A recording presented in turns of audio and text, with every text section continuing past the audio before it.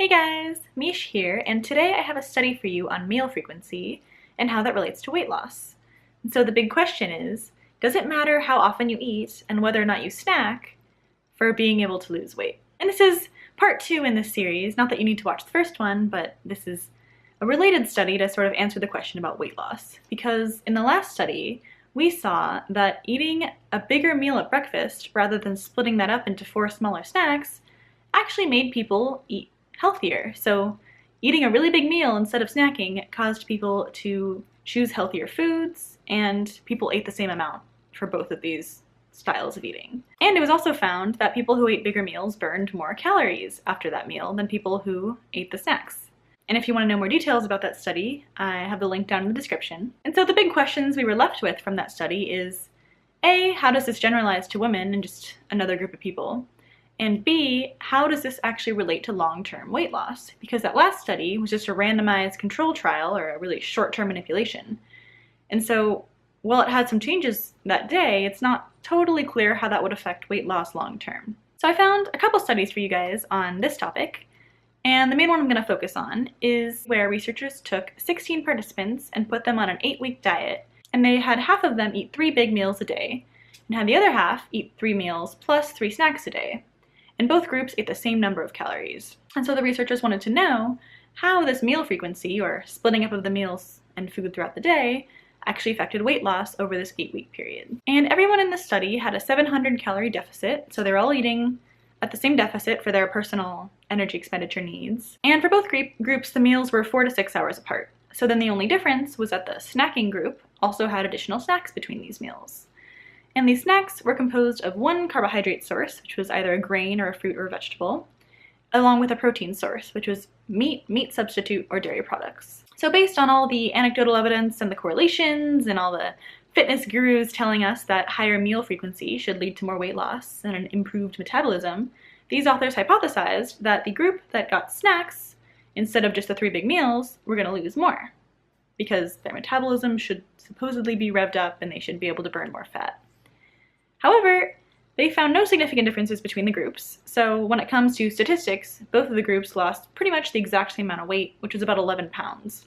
And so, in this case, when you don't find a significant result, often what you'll do is look at the differences between groups just to see which direction the effect was, even if it wasn't statistically significant. And what you would expect is that this group with snacks should have lost a little bit more weight, even if it wasn't significant. However, what we see is the opposite, where people who ate the 3 big meals a day actually lost 2 more pounds on average than the people who ate smaller meals and more snacks.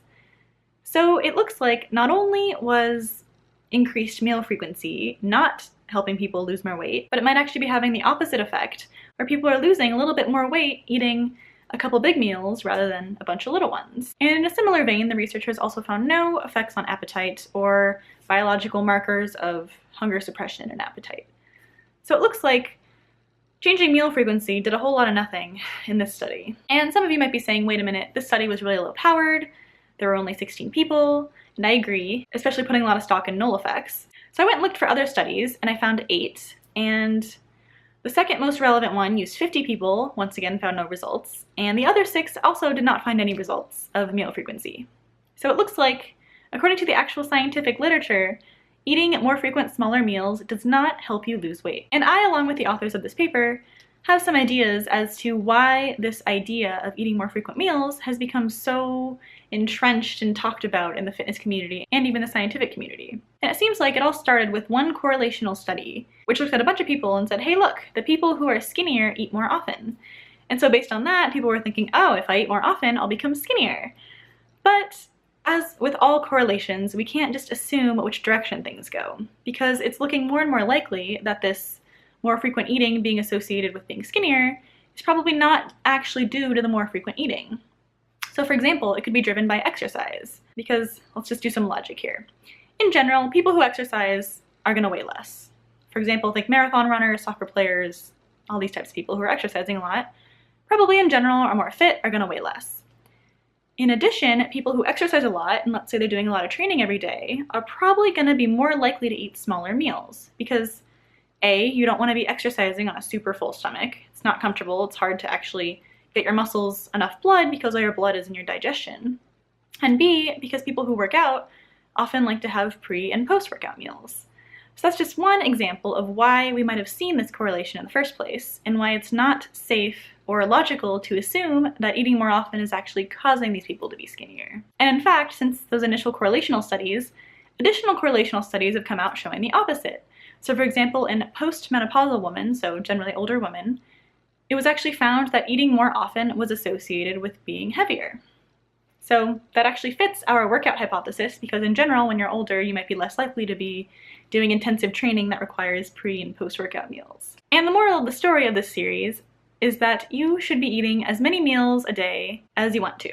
Whether you want to eat 1 or you want to eat 10, you should do whatever makes you feel best and allows you to do what you want to do, get your exercise in, and just feel functional and not hungry. So personally, I really like to eat 1 big meal a day plus 2 smaller ones. So sort of standard 3-meal a day thing, and I actually find myself a lot less hungry than I used to be when I'd be snacking all day.